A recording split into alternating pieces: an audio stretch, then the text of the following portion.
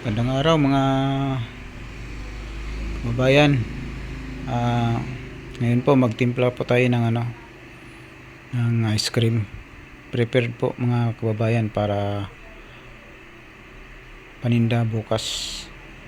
Ito po yung yung ingredients natin mga kababayan. Imboy,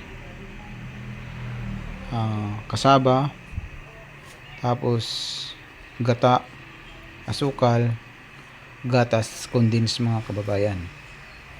Yan lang po ang natin mga kababayan. Unang kailangan natin para sa pagtimpla ng ice cream para bukas. Tapos ito po yung mga kababayan, pinapakulo natin na mainit na tubig.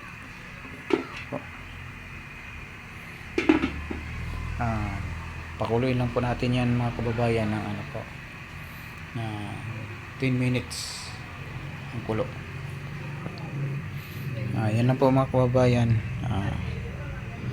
Mamaya ituturo ko po.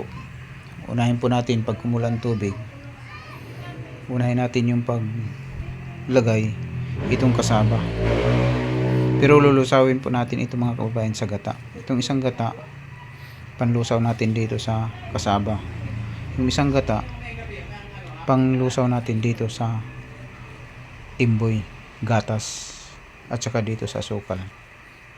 Yan po ang hatiin tong gata, pang tunaw dito sa ang kalahati sa kasaba, yung kalahati pang tunaw dito sa gatas at saka sa asukal mga kabayan. Mamaya po ipapakita ko po sa inyo, tapos hanggang maging ice cream po siya mga kabayan sa paghahalo. Sana huwag niyo pong kalimutan mag subscribe, mag comment, like, share, para sa ganun matuto rin po tayo mga kabayan, at saka yung iba pa po na gusto matuto, makita rin po nila pagka na-share po natin sa ating mga kaibigan mga kabayan. Yun lang po muna mga kabayan. Ito na kabayan yung yung hinati natin na gata. Nandito na yung asukal at saka yung imboy mga kababayan na gatas, nandiyan na. Tapos itong kasaba mga kababayan, dito natin siya ilagay sa kalahati na gata.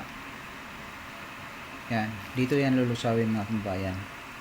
Lulusawin ko yan dito bago pag kumulo yung tubig na pinapainit mga kababayan ng 10 minuto ang tagal ng pagpapakulo, saka natin siya ibubuhos dito mga kababayan, para siya po ang magsilbing panluto sa gata, para yung ice cream natin hindi maglasang kasaba mga kababayan.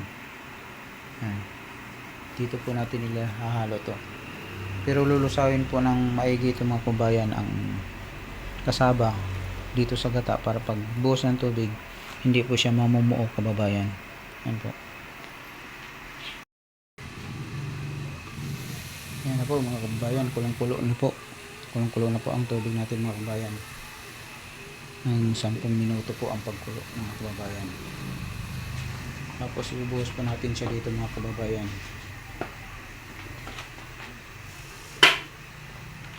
Kailangan po haluin po ito maigi mga kababayan. Bago ibuhos po yung pinakulong tubig, haluin po na siya. Ito. Yan na po mga kababayan, halo na po siya. Yan.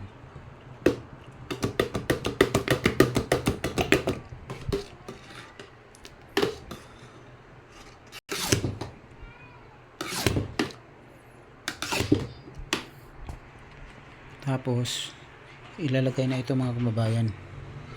Ilalagay na natin to dito.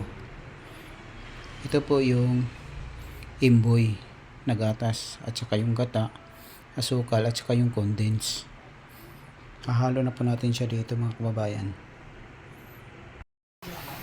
Yan po mga kababayan, binababad po muna natin siya sa tubig, sa balde, para lumamig siya ng gusto. Pagka lumamig na po siya mga kababayan ng gusto, saka natin hahaluin para maging ice cream na po siya.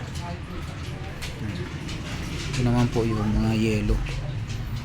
na ginagawa namin para ilalagay sa freezer. Yan lang po ang ginagamit namin mga kababayan. Yan po. Yan lang po ang ginagamit namin na yelo sa paggawa ng ice cream. Yan. Yung mga yelo na yan mga kababayan, ano lang po yan, pambabad lang sa gilid para pampatigas sa ice cream. Yan lang po ang ginagamit namin. Dito po natin hahaluin mga kababayan yung ice cream. So, yan po. Yung piniprepare po natin kanina, dito po yun ilalagay mga kababayan. So, tawag po dito mixer. Tapos yung mga gilid nito lalagyan lang po ng yelo natin. Ito. Lagyan po natin ng yelo sa bawat gilid. Ito. Para pag hinalo siya, mag-alsa po yung ice cream mga kababayan. Habang hinahalo siya, umalsa pa unti-unti yung ice cream. Pero yung yelo po natin ilalagay mga kababayan, hanggang dito yung puno yun. Ilalagay na po natin mga kababayan yung piniprepare po natin mga kababayan. Po mga kababayan, bubuhos po natin. Ilagay na natin dito. Yan po.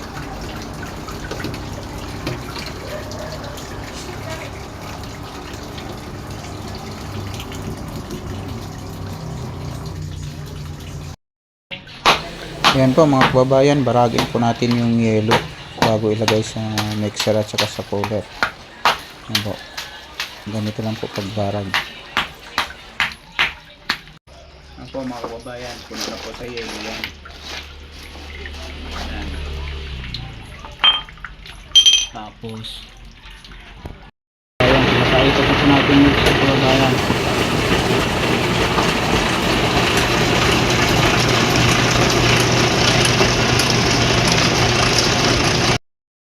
Ilalagay natin asin mga kababayan habang pinapaikot yung mixer. Ganito lang po mga kababayan.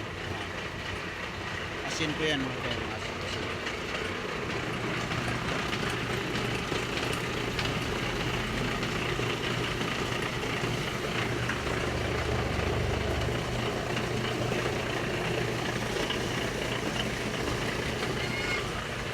Bali, 2 baso po mga kababayan.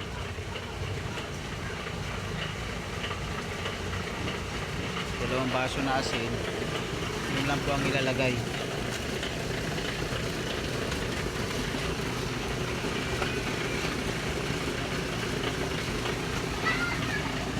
Po mga kababayan, 30 minutes lang po yung mga kababayan. 30 minutes na pinapaikot.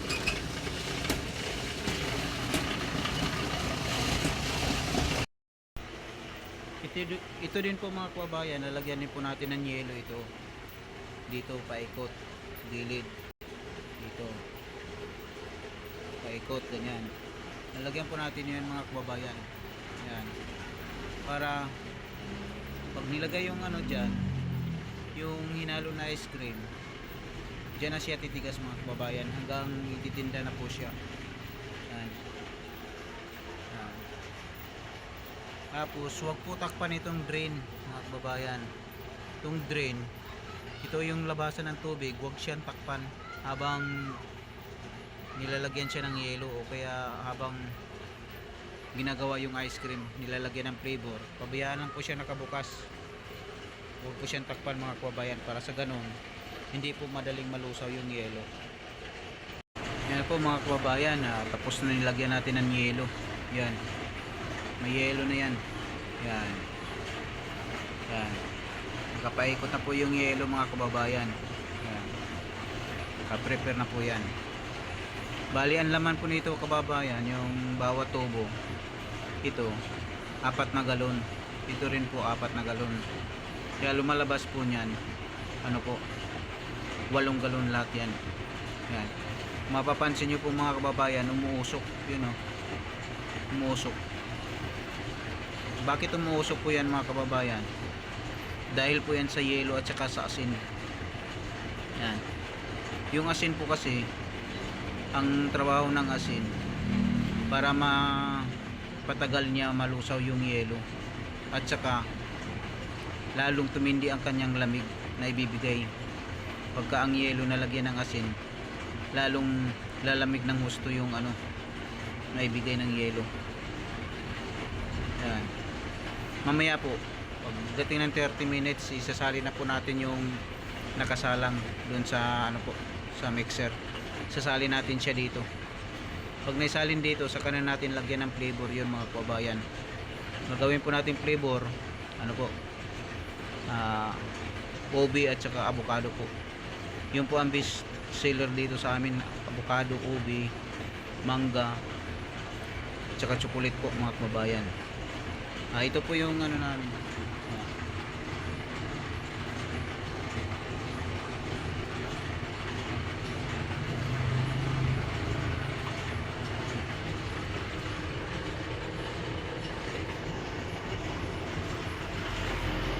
Po yung mga kababayan, Christian ice cream po.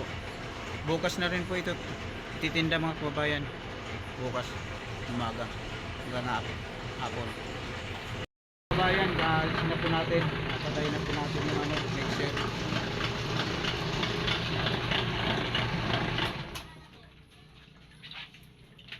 Ako, alisin na po natin yung ano po, kalasin na natin sa mixer yung ano, sinalo.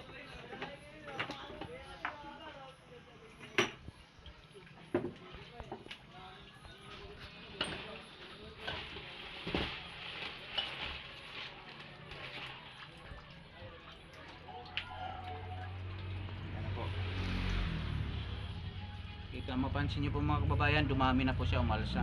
Kanina konti lang yun, ngayon umalsa na po. Lilipat po natin yan doon sa ano, sa cooler. Mga kababayan, sali na po natin.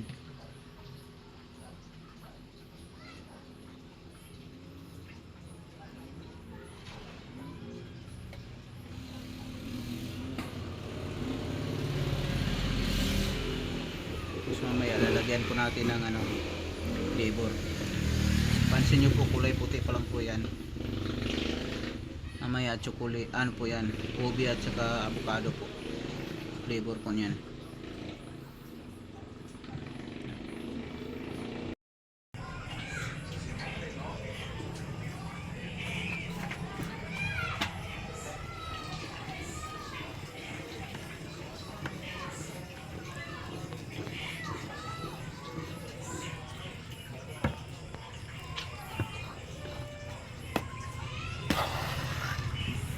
Yan na po mga kababayan yung ano, ice cream, avocado flavor at saka ubi flavor po.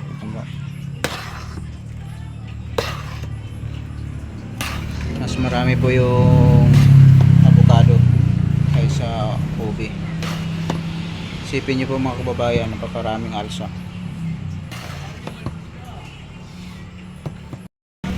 Yan na po mga kababayan yung ano, halo natin ice cream. Po.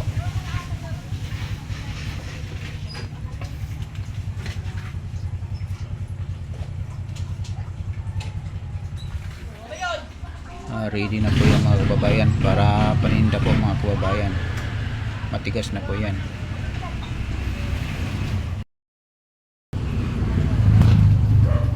Yan po, matigas na po yan mga kababayan. Yung po.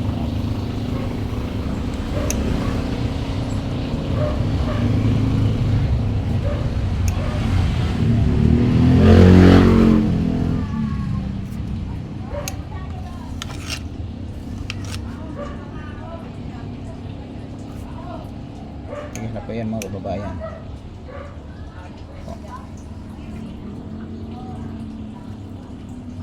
Tingnan na po yan.